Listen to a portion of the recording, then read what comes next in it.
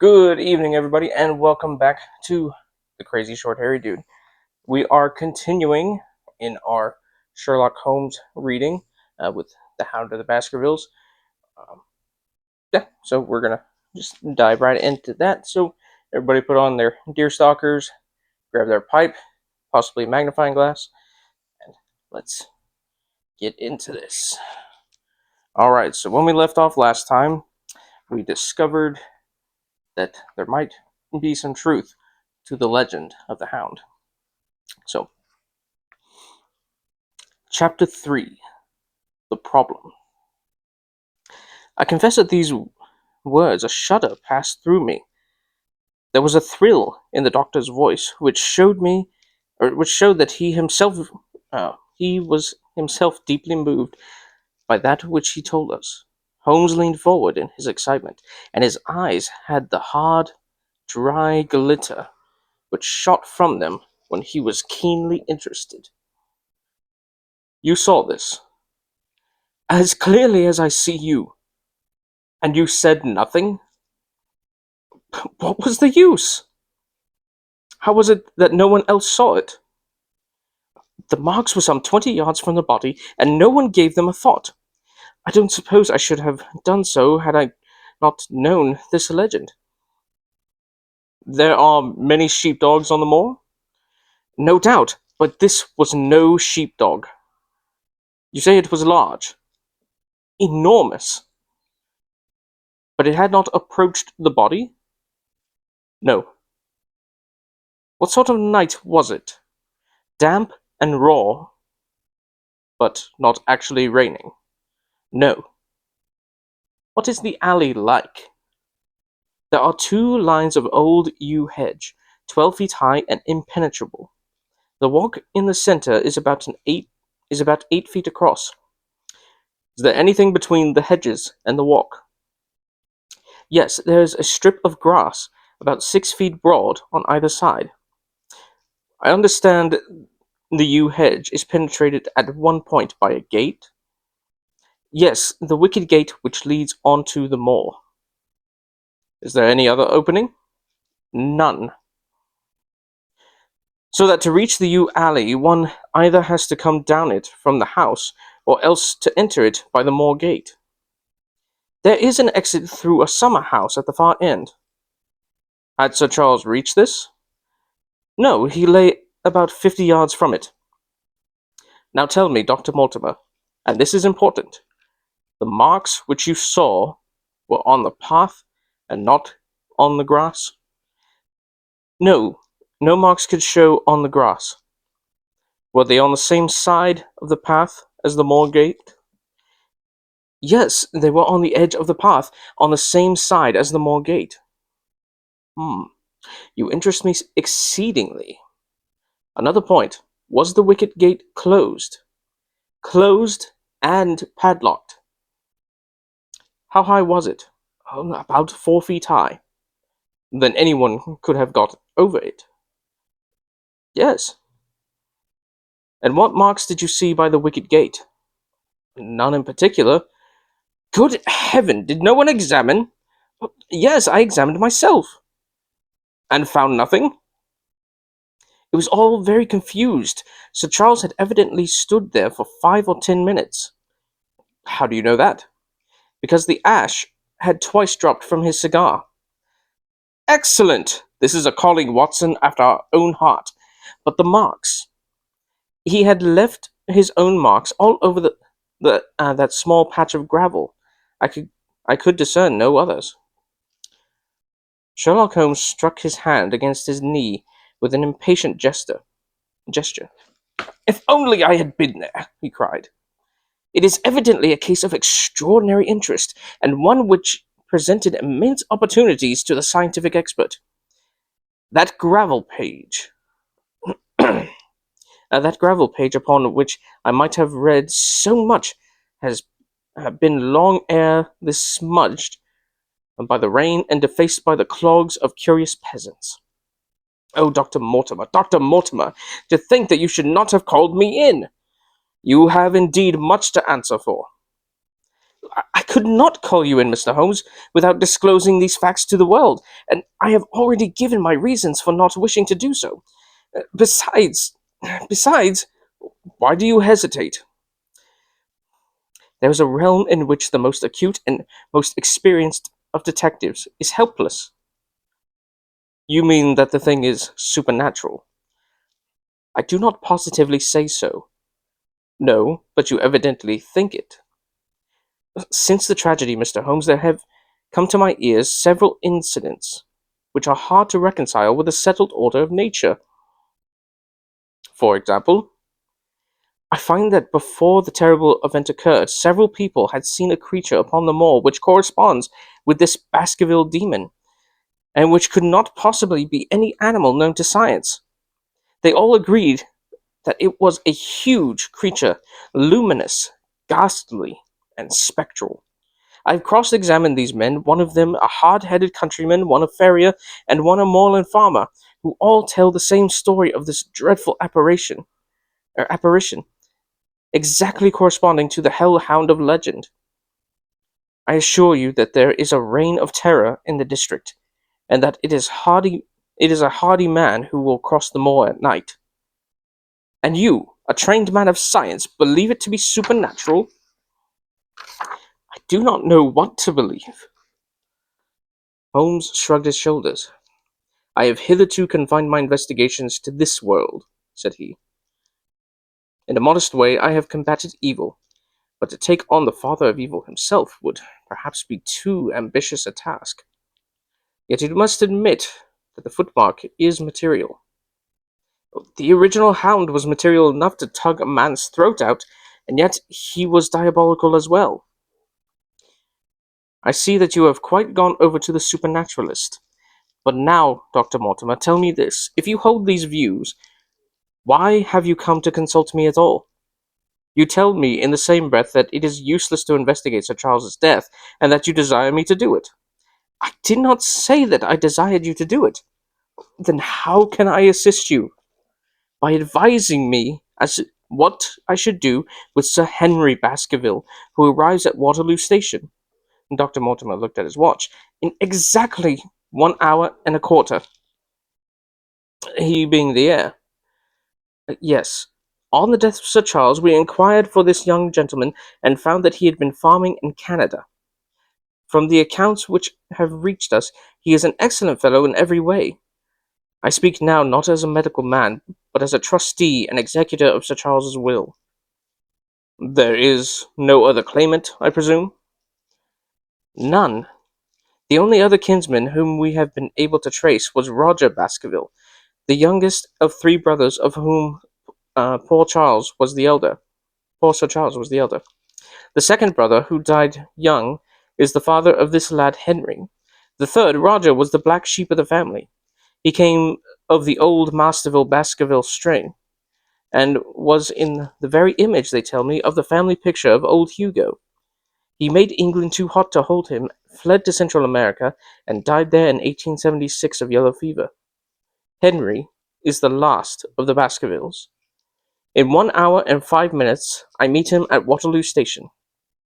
I have had a wire that he arrived at Southampton this morning. Now, Mr. Holmes, what would you advise me to do with him? Why should he not go to the home of his fathers? It seems natural, does it not?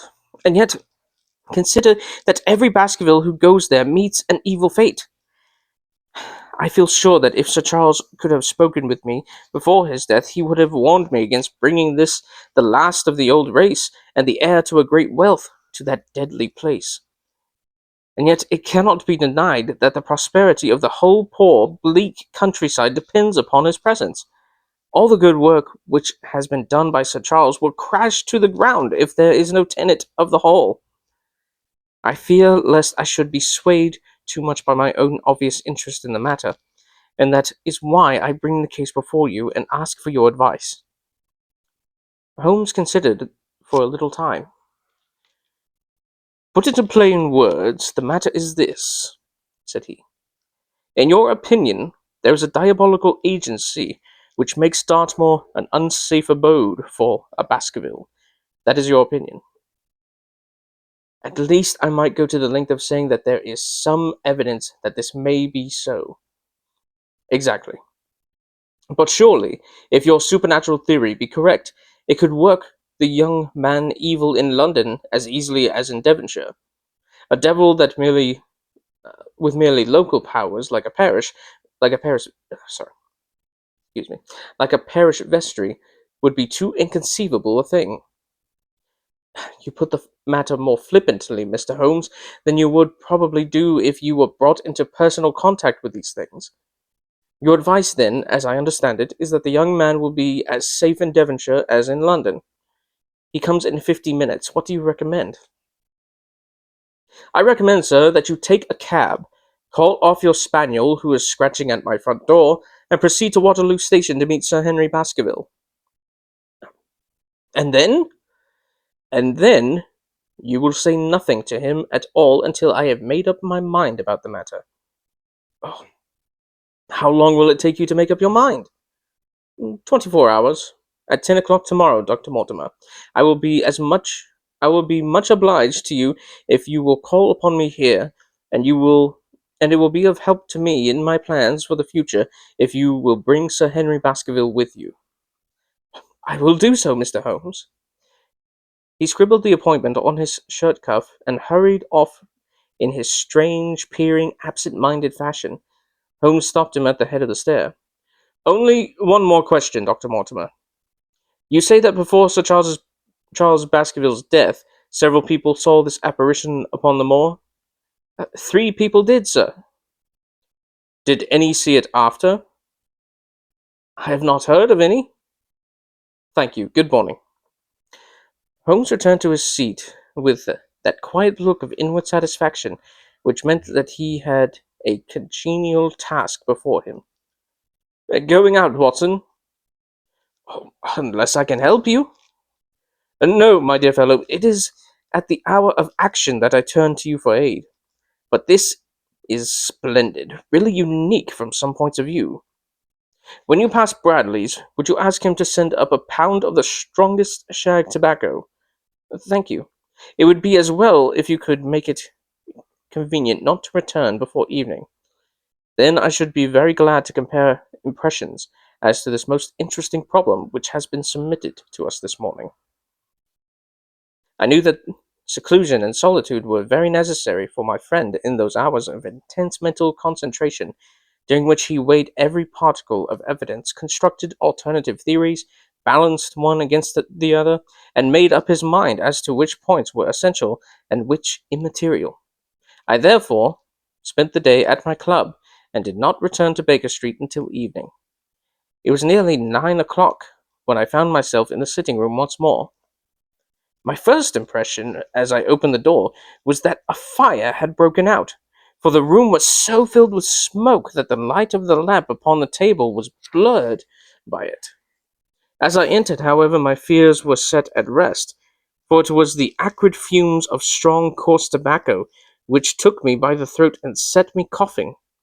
Through the haze I had a vague vision of Holmes in his dressing gown, coiled up in an armchair, with his black clay pipe between his lips. Several rolls of paper lay around him. "Caught cold, Watson," said he. "Oh, it is this poisonous atmosphere." "Oh, I suppose it is pretty thick, now that you mention it." "Thick? It's intolerable." "Open the window, then. You have been at your club all day, I perceive." "My dear Holmes, am I right?" "Certainly, but how?" He laughed at my bewildered expression. "There is a delightful freshness about you, Watson, which makes it a pleasure to exercise any small powers which I possess at your expense. A gentleman goes forth on a showery and miry day. He returns immaculate in the evening, with the gloss still on his hat and his boots. He has been a fixture, therefore, all day. He is not a man with intimate friends. Where, then, could he have been? Is it not obvious?" "Well, it is rather obvious." "The world is full of obvious things which nobody by any chance ever observes. Where do you think I have been?" "A fixture also." "On the contrary, I have been to Devonshire." "In spirit?" Exactly. My body has remained in this armchair, and has, I regret to observe, consumed in my absence 2 large pots of coffee and an incredible amount of tobacco. After you left, I sent down to Stamford's for the ordnance map of this portion of the moor, and my spirit has hovered over it all day. I flatter myself that I could find my way about. A large-scale map, I presume? Well, very large. He unrolled one section and held it over his knee. Here you have the particular district which concerns us. That is Baskerville Hall in the middle. With a wood around it? Exactly. I fancy the yew alley, though not marked under that name, much must stretch along this line, with the moor, as you perceive, upon the right of it. This small clump of buildings here is the hamlet of Grimpen, where our friend Dr. Mortimer has his headquarters. Within a radius of 5 miles, there are, as you see, only a very few scattered dwellings. Here is Laughter Hall, which was mentioned in the narrative. There is a house indicated here which may be the residence of the naturalist Stapleton, if I remember right was his name. Here are 2 moorland farmhouses, High Tor and Foulmire, and then 14 miles away the great convict prison of Princetown. Between and around these scattered points extends the desolate, lifeless moor. This, then, is the stage upon which the tragedy has been played, and upon which we may hope to play it again. Oh, it must be a wild place. Yes, the setting is a worthy one, if the devil did desire to have a hand in the affairs of men.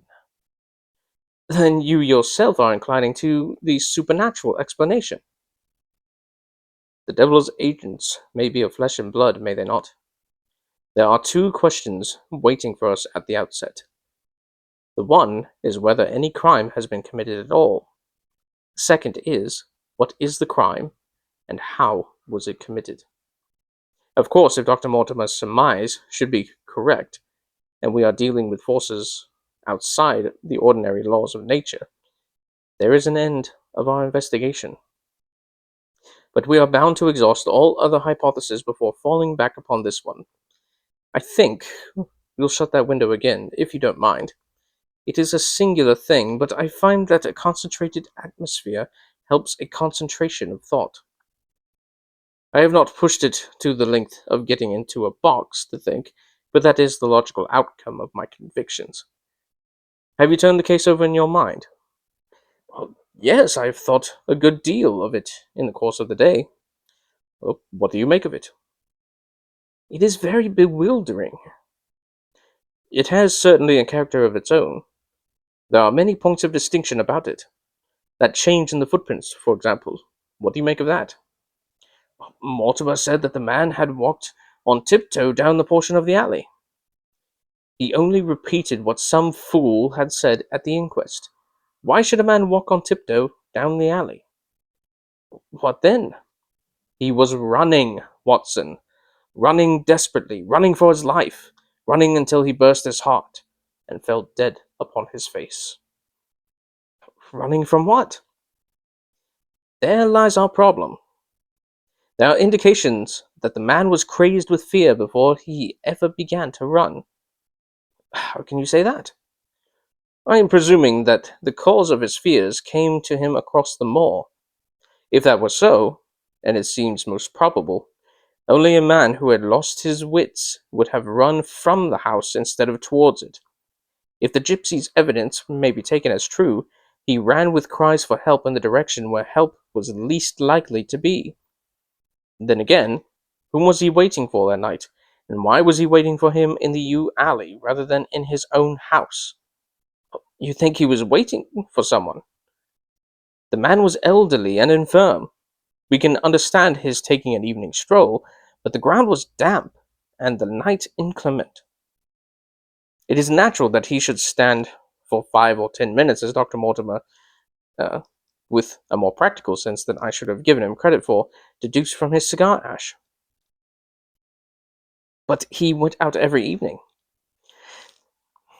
I think it's unlikely that he waited at the mall gate every evening. On the contrary, the evidence is that he avoided the mall. The night he waited there, it was the night before he made his departure for London. The thing takes shape, Watson. It becomes coherent. Might I ask you to hand me my violin, and we will postpone all further thought upon this business until we have had the advantage of meeting Dr. Mortimer and Sir Henry Baskerville in the morning. So we will stop there for tonight. Um, yeah, I hope y'all are enjoying this. Um, we are getting further and further into this mystery and getting some new characters introduced. Uh, so yeah, it's shaping up to be a really good story. Well, I mean, I already know it's a good story because I've already read it, but uh, but yeah, it just gets better and better. So, uh, and I love the interactions between Holmes and Watson. Uh, Holmes can really be kind of sarcastic to him sometimes, and it's pretty funny. But Watson himself is a rather smart guy. He has to be. He's an army surgeon. uh, so yeah, he's a doctor who could break every single one of your bones while naming them. So yeah, he has to be pretty intelligent himself. All right, well, that is all for tonight. I hope everybody's well. Hope everybody's happy. Please pray for people in Texas over the weekend. We have some serious icy weather coming our way, and we are not used to it. So, um, yeah, just pray for people that roads would be fine, or if the roads are icy, that people won't be stupid on the road, and you know, yeah, all those things. And that our electricity and water and everything holds out. So anyway, yeah, I will leave y'all with that. And again, hope everybody's well. Hope everybody's happy. And until next time, Jesus loves you. God bless.